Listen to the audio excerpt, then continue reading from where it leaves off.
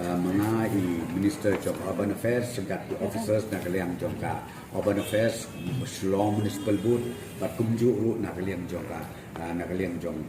jongka revenue nilai song nilai keren ya thirba ya ka hakabide bat ka jaka hakabangin sna ya kaneka quarter jong kini ki perlok jongi ki basa antai hapo harijan koloni kebingong hapo yo molong dia minta kasih nilai sim ya karai bat kata karai kelomba ya ka quarters jongki mentang Mdesu ban ong bangin lech satai TB hospital mau ben den lekan de be mentang hakaju kajaka kabalasna yakin ki units bakin sa kini kinong tre jong ke municipal board hakaba nginsna di ki multi story building ban accommodate ya porok laispa sauku arye kini ki badon menta hante apo yo bongo hakatu ka meeting ka bisyong batki ngatai pikan ma ba mengkong ke ba kiru ki menjur nakam ta ka location tamba kiru ki kwa hangno be jaka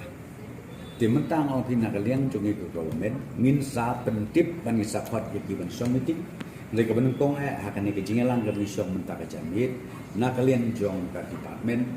jong ka urban affairs department hadin di babun peli ki benai ki ba lekwat jaka keleng-keleng ding siapa the most ideal place kan long baik akan ke existing place kaba ladon lepa ka tu quarter na menta jongki bakin song bisa kum kinong tre jong ka Shillong Municipal Board dena rada mo bi ya kan ni mentang idang up satang ya kan ke DPR an laden nanta ngan sakot meeting ya kini ki harijan koloni committee ba ngin ya pensyai ni besutu ni da song lang bati kanang ba ngin nang ya proceed ya siapa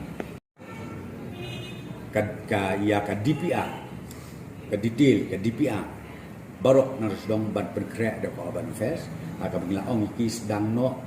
how no ya ka DPR ka haba ong ka DPR kamu nadu ka design nadu ka estimate bat ki detail nadong sedong kanang ba kinyo ban pha sa ka sarkar na kaliang jong sarkar bingla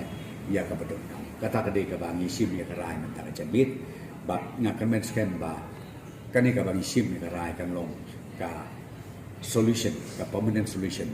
ndai tang na kamenta jong kibapri kiperlok jong ina harijan ndai kan long na bentar jeng toy ka jelame kala jong bangkoi hakatu ka meeting ka bisyong batki